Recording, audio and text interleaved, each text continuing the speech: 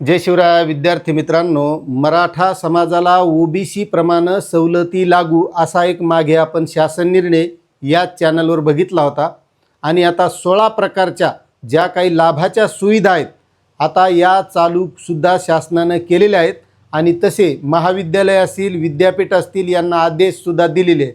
आता यामध्ये नेमक्या कोणकोणत्या सुविधा मिळणार आहेत याबद्दलची सविस्तर माहिती आपल्याला या व्हिडिओमधून घ्यायची। त्यामुळे तुम्ही जर आपल्या चॅनलवर नवीन असताल तर चॅनलला सबस्क्राईब करा, व्हिडिओला लाईक करा आणि जास्तीत जास्त बांधवांना या शेअर करा।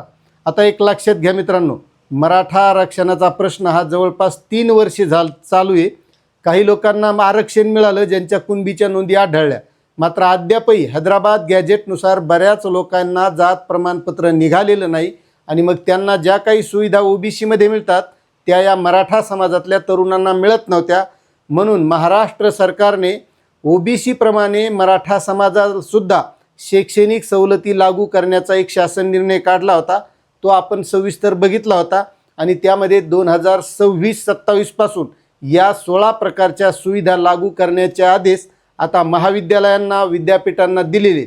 आता यामध्ये ज्या काही सुविधा मिळणार आहेत त्यामध्ये शालांत परीक्षोत्तर शिष्यवृत्ती योजना लागू होईल, म्हणजे महाडीबीटी या पोर्टलमध्ये मराठा समाजासाठी सुद्धा आता आपल्याला ऑनलाईन पद्धतीने शिष्यवृत्तीसाठी अर्ज करता येणार आहे आणि या माध्यमातून शिष्यवृत्तीसुद्धा मिळणार आहे। त्यानंतर मान्यताप्राप्त शासकीय, खाजगी, अनुदानित व विना अनुदानित व्यावसायिक महाविद्यालयातील विद्यार्थ्यांना फी माफी व शैक्षणिक शुल्काची प्रतिपूर्ती दिली जाईल। हा एक महत्त्वाचा प्रश्न आहे, कारण मराठा समाजातील विद्यार्थ्यांना फक्त फीमुळं शिकता येत नव्हतं, मात्र त्या विद्यार्थ्यांना आता कोणत्याही प्रकारची फीसुद्धा लागणार नाही आणि त्यांच्यासाठी शिक्षण शुल्क परिपूर्तीसुद्धा या माध्यमातून मिळणार आहे। त्यानंतर कॅप फेरीनंतर संस्था स्तरावर रिक्त जागावर सवलती मिळतील, हा एक सुद्धा महत्त्वाचा प्रश्न आहे। त्यानंतर खाजगी, शासकीय ITIमध्ये व्यावसायिक अभ्यासक्रमासाठी शुल्क प्रतिपूर्ती योजना लाभ मिळेल, जो अगोदर या मराठा समाजातील विद्यार्थ्यांना व्यवसाय शिक्षण शुल्क प्रतिपूर्तीचा लाभ मिळत नव्हता, तो सुद्धा आता मिळणार आहे।